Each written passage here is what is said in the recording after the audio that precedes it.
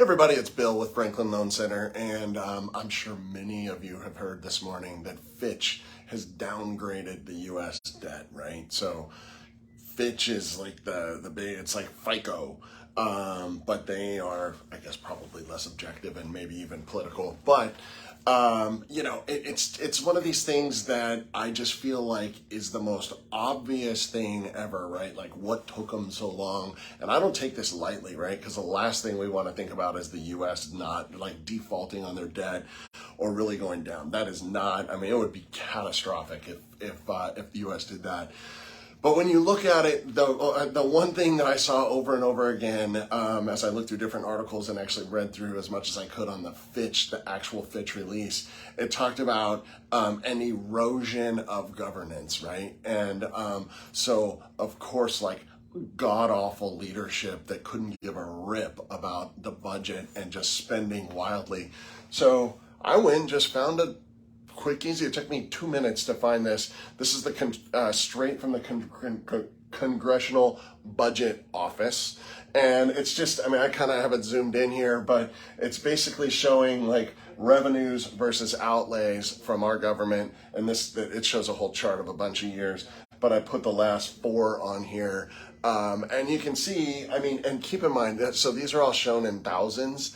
You have to times this by a billion to get to the actual number, a billion. You have to add 9 zeros to these numbers to get to the actual figure, right?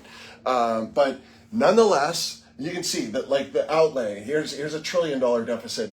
20 and 21, okay. So, I mean, we can argue over that, but obviously those are anomaly years and difficult to, whatever. I mean, let's just throw those out. So 2019, off by $8 trillion, the so-called best economy we've ever seen. And then now in 2022, almost $1.4 trillion that we're running at a deficit.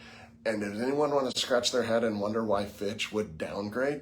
Because we're just, the outlay, it's just that our deficit is getting larger and larger. No one is paying attention no one in governance is paying any attention at all, or even talking about attempting to balance the budget. It's just laughable. Everyone's just into their special interest and taking care of things. And until they fix that, I don't know. Does the U.S. deserve to have that AAA rating? Guess that's a good question. I don't know.